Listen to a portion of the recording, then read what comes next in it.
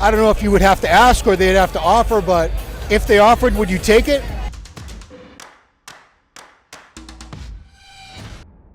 What's up guys and welcome. You are watching Fazi Fitness. We are just a few minutes away from the 212 prejudging now. And this is gonna be the final update of Keone Pearson, posted by his coach Patrick. The hamstrings and glutes, they are no longer a weak point for Keone anymore.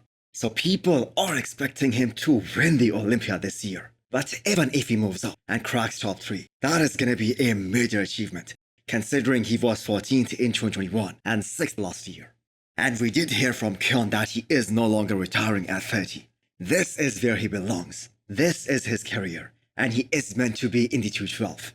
And he is gonna be the champion sooner or later. With genetics like Keone and the shift in his mindset, especially since he started working with his coach Patrick, and they both connected so well. It is just a matter of how long the guys who are ahead of him can stop him from becoming Mr. Olympia.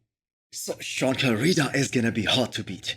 That is established, but we all want to see the champion fight for it. Every single bodybuilding fan loves a dogfight.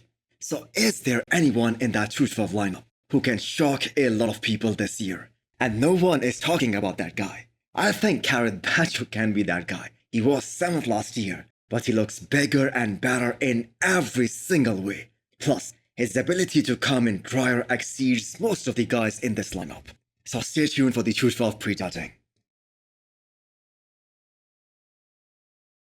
The mutant Nick Walker talked to Ron Harris from Muscular Development in detail on how that injury actually happened.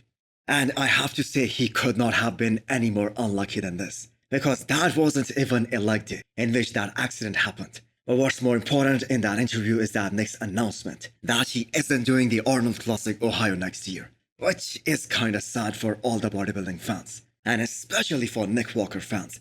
I don't need it. I already have an Arnold Classic. My goal is the Olympia. If once I win the Olympia, maybe then I'll return, but my focus is Olympias.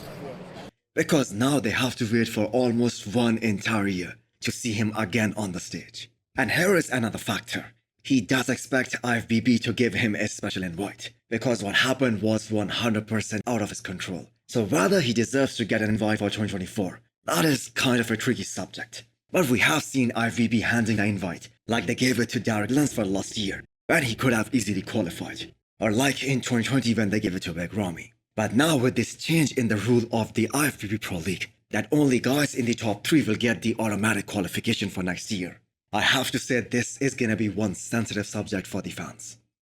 For the Olympia? A special invitation? Yeah, of course. I don't want to be arrogant, but I think I deserve one, to be honest. Because it wasn't like I dropped out, right? Like this is something I couldn't control. This was beyond my control. Classic physique prejudging isn't scheduled today, and it is a good thing for these competitors, because they can continue to fill up and dry out nicely, and they can continue to eat and carb up throughout this remaining time. So Wesle Visor posted an update today, exactly 1 day out of the prejudging. He is already up 2 pounds since the time they weighed in, which was yesterday. And that is what the plan is. Wesle was 8th at the Olympia last year, and he did all the hard work throughout this year to move up 1 or even 2 more spots. So that battle between that 6 to 10 spot, that is gonna be a close one this year.